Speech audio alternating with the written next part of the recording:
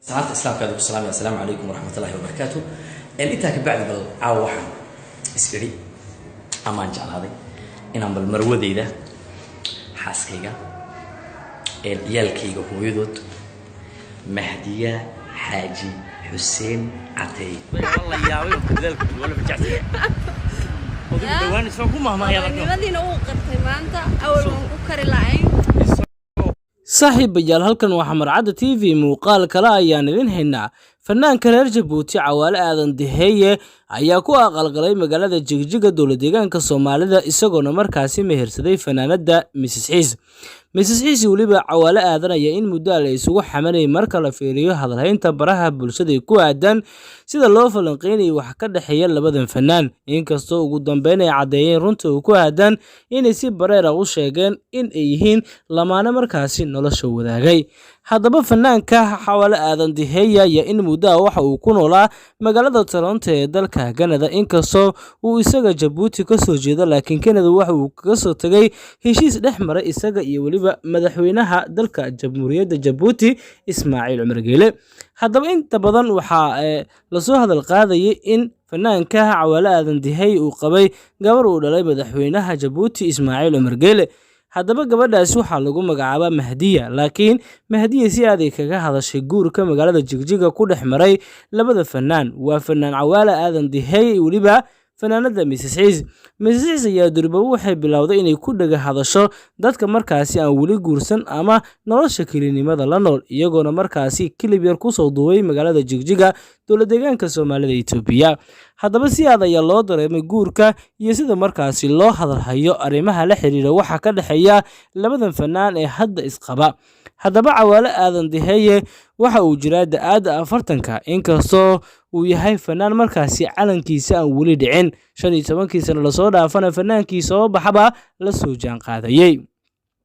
tusma ila wadaag aaminay waan ku tabaya hadii uu dhihi jiray hadda sheekadu waxa ay maraysaa tusma ila wadaag Mrs Xiis waan ku tabaya sheekadu waa dhindhine waa ay isku faraxsiin inkastoo muuqaaladooda laga dheehanayay sida markaasi ay nolosha u wadaageen iyo sida guud ahaanba looga dareemay magaalada Jigjiga dowlad deegaanka Soomaalida Itoobiya. haddaba gabadhan ee lagu magacaabo Mahdiya oo ah marooda koowaad ee Cawaale Aadan waliba hees uu hore qaaday uu ku keenay oo la yiraahdo Mahdiya ay deeqday ayaa haddana dadka badankii waxa ay ku fasirteen in fanaaniinta ay yihiin dad markaasi aan xarig celin oo waliba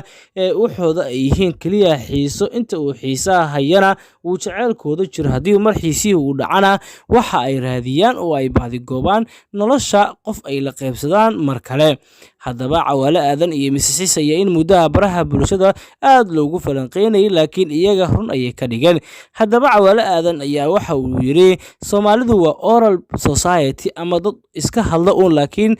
inta badan markii ay qiyaas sameeyaan waa ay ku guuleystaan waxyaabaha ay sheegaan. haddaba hadii baraha bulshada la wareejinayo hadalleen la xiriirta in Mrs Xiis waliba Cawaale Aadan yihiin lamaane isqaba hadda waa ay rumeeyeen oo waxa ay run ka dhigeen hadalhaynta baraha bulshada. haddaba saaxiibayaal hadiiba ay sheekadaasi run tahay oo aysan baranka ahayn waxaa leenahay reerkii lagu nastay lagu nagaaday wada jiray nabadgal Allahayow ee idinka yeel idinkuna waan idinka rajaynaynaa inaad u soo duceysaan. ayaamaha cisiga le ilaa caadil barakeeye kuwa khayrku caane waxiga lagu calaame waa kaasa waa fanaan Cawaale Aadan Diheeye heesihiisa ay ka mid tahay sidoo kale heeso badan ayuu qaaday oo waliba aan inaba caadi ahayn. fanaan Cawaale Aadan Diheeye waxa leenahay kulli adiga waliba xajiidada Mrs Xiis isku waara oo hadda kala hela wiil iyo caano gabar iyo caano team Xamarcada TV sidaas ayay idin leeyihiin. سلام ناتشو Nacho دي ناتشو odagii koors والله يا ويل ذلك ولا بتجعسي. ودواني سوكو ما يلا. nimadina uu qartay maanta awal waan ku kari lahayn. سوكو ما هي مدو. ayaad arkaysaa وإذا السلام يا صاحبي دمانتين أدبا سو سلام يا سلامة الإسلام كذا بالسلام السلام عليكم ورحمة الله وبركاته. أنت كبعد بالعواحن إسكري أمان جعل هذا إنهم بالمرودة ده حاسكيجا يالكيجا هو يدود مهدية حاجي حسين عتي إنهم هش bal ilaga dhageysta waxaan xasuusanayaa 8 sano ka hor markii aan xoogaa isguursanayna waan xasuusanayaa bal ilaga dhageysta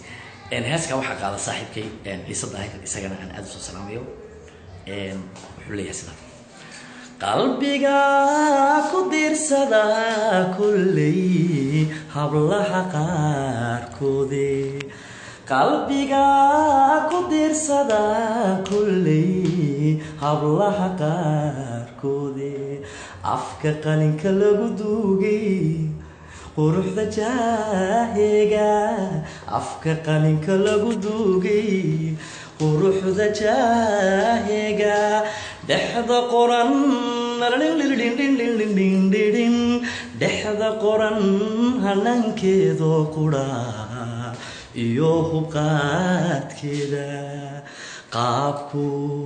barara ilaahay u dhigay wad ku qanacday hadday dumarku qurux leeyihiin waa mid loo qiraaye qalad laguma sheege nin raga way u qalanta qalad laguma sheege marnaba laguma sheege mahdiye way i qalanta qalad laguma sheege aniga way i qalanta waa idin soo salaamaya dhammaantiin meel kastoo adduunyada ka joogtaan aad baan idin salaamaya love you guys bye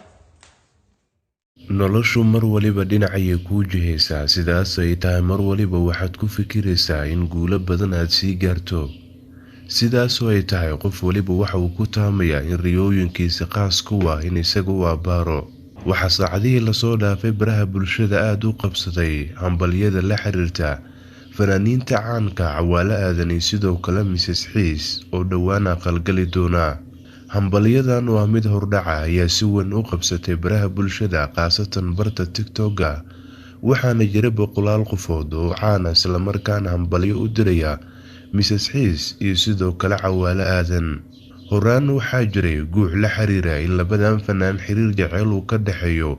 isla markaana midba midka kale uu daneynayo mar uu inuu nolosha la wadaago waxa sidaas la dhahaba hadda si toos ah ay labada fanaan isku wajahayaan oo xagga nolosha ay dhawaan wadaagi doonaan hambalyadoodana si hordhaca ay u soo gaartay baraha bulshada waxaa jira xiriir qoto dheer isla markaana mid jacayl ah oo labada fanaan isku hayeen heese kala duwan ay si talantaaliya u kala qaadeen iyo si wadajir intaba sidaas oo ay tahay waxaa jira showyo kala duwan oo labadoodu ay ka qayb galeen waxay ahaayeen saaxiibo waqti badan soo wada qaatay isla markaana xagga fanka muddo ku wada jiray